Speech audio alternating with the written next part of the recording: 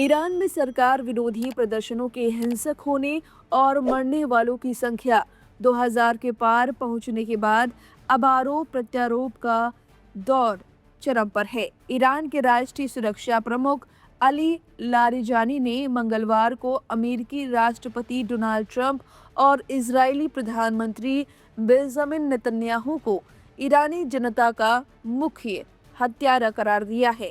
यह बयान तब आया जब राष्ट्रपति ट्रंप ने ईरान में हो रहे रक्तपात के विरोध में ईरानी अधिकारियों के साथ प्रस्तावित सभी बैठकें रद्द कर दी और प्रदर्शनकारियों को सरकारी संस्थानों पर कब्जा करने का आह्वान किया। ईरान की सर्वोच्च राष्ट्रीय सुरक्षा परिषद के सचिव और पूर्व संसद अध्यक्ष अली लारिजानी ने सोशल मीडिया प्लेटफॉर्म एक्स पर एक पोस्ट के जरिए सीधे तौर पर वाशिंगटन और तेल अवीव को अशांति का जिम्मेदार ठहराया। उन्होंने लिखा, हम ईरानी जनता के असली कातिलों के नाम घोषित करते हैं, पहला डोनाल्ड ट्रंप और दूसरा नेतन्याहू। लारिजानी ने आरोप लगाया कि अमेरिका और इजरायल देश में अस्थिरता और हिंसा भड़का रहे हैं। इससे पहले डोनाल्ड ट्रंप ने ट्रुथ सोशल मीडिया प्लेटफॉर्म पर एक पोस्ट साझा की थी जिसने अंतर्राष्ट्रीय स्तर पर खलबली मचा दी थी।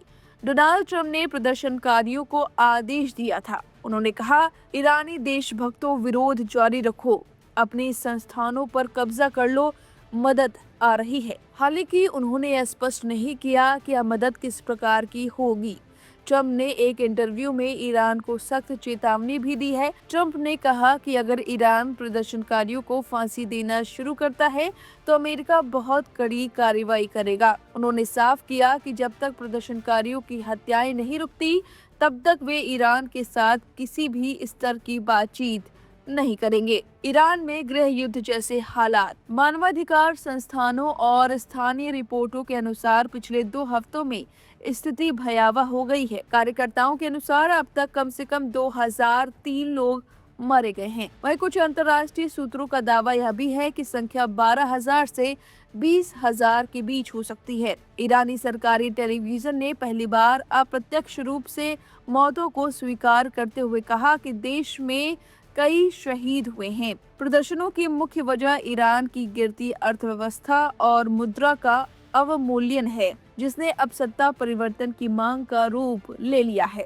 हाल ही में ऐसी खबरें आई थी कि ईरान अमेरिका के साथ बातचीत करना चाहता है, लेकिन डोनाल्ड ट्रंप के ताजा रुख ने इन संभावनाओं को खत्म कर दिया। डोनाल्ड ट्रंप ने यह भी घोषणा की कि जो देश ईरान के साथ व्यापार करेंगे उन पर 25% आयात शुल्क लगाया जाएगा। अब इस खबर पर आपकी क्या राय है? हमें कमेंट करके अपनी राय जरूर दें। बने रहिए लाइव हिंदुस्तान के साथ।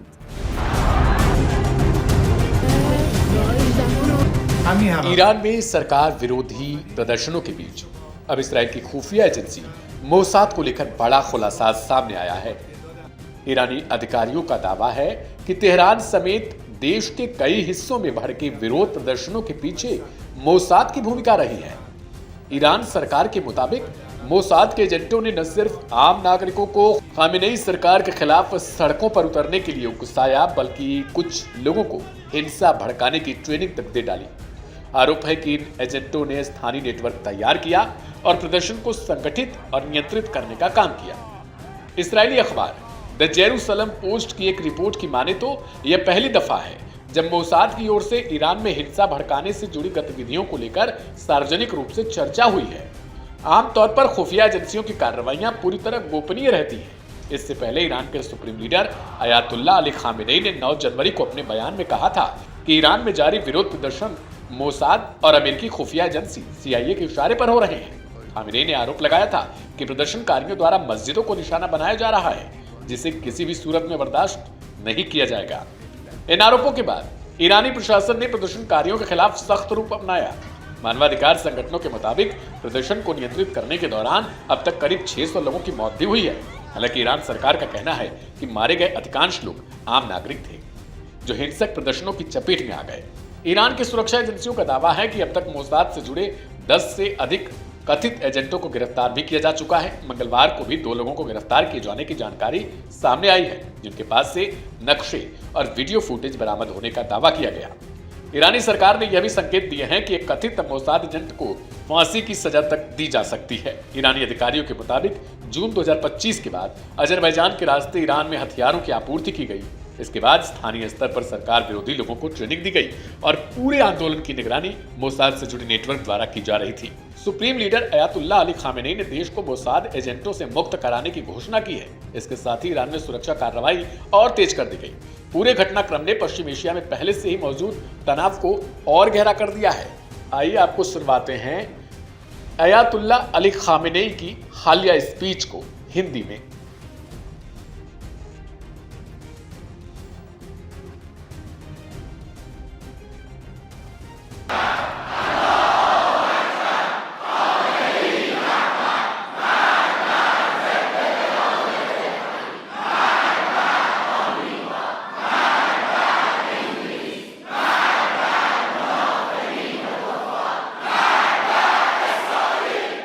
کسانی هم هستن که کارشون تخریبه.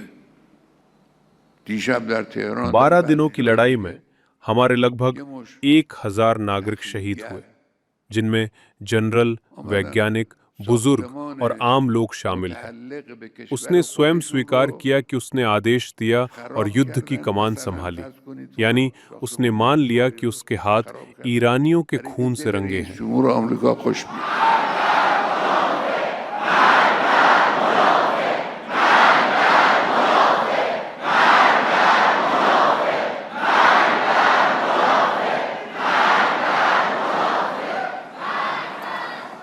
फिर भी वही व्यक्ति ये दावा करता है कि वो ईरानी राष्ट्र का समर्थक है। कुछ कम अनुभवी, लापरवाह और बिना सोचे समझे लोग उसकी बातों पर भरोसा कर लेते हैं और उसकी मर्जी के अनुसार काम करने लगते हैं। उसे खुश करने के लिए कूड़ेदानों में आग लगाते हैं और देश की संपत्ति को नुकसान पहुंचाते हैं। सबको ये जान लेना चाहिए कि इस्लामिक रिपब्लिक, जो लाखों ईमानदार लोगों के बलिदान से अस्तित्व में आया है, حوادث گوناگونی وجود داره.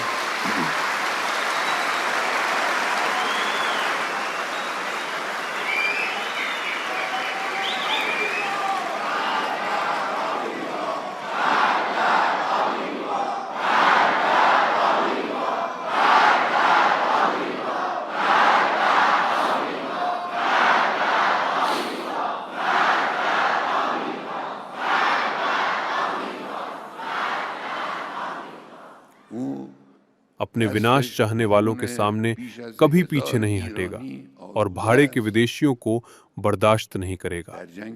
आप जो चाहें कहलाएं, लेकिन जब आप किसी विदेशी ताकत के लिए काम करते हैं तो राष्ट्र आपको अस्वीकार कर देता है और इस्लामी व्यवस्था भी आपको अस्वीकार करती है। कल रात तेहरान और देश के कुछ अन्य इलाकों में कुछ उपद्रवी सामने आए, जिन्होंने केवल अमेरिकी राष्ट्रपति को खुश करने के लिए अपने ही देश की संपत्ति को नुकसान पहुंचाया।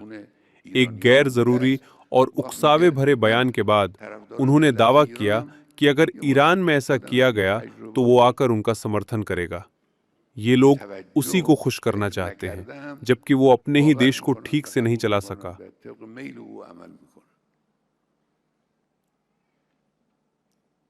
और उसके शासन में उसके अपने देश में कई गंभीर घटनाएं हुई। उसके हाथ 1000 से ज्यादा ईरानियों के खून से रंगे हैं। जो व्यक्ति अहंकार और घमंड के साथ पूरी दुनिया का न्यायाधीश बनने बैठा है, उसे याद रखना चाहिए कि इतिहास में फिरौन, नमरूद, रजा खान और मोहम्मद रजा जैसे अत्याचारी शासक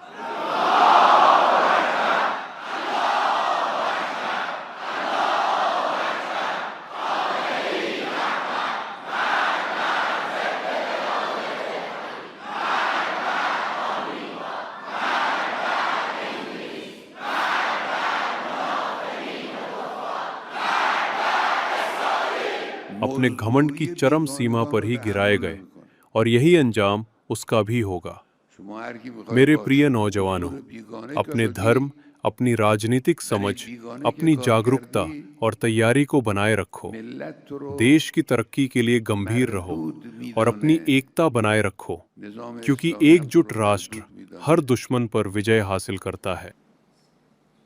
این مربوط به اینها، اون بابایی که با نخوت و غرور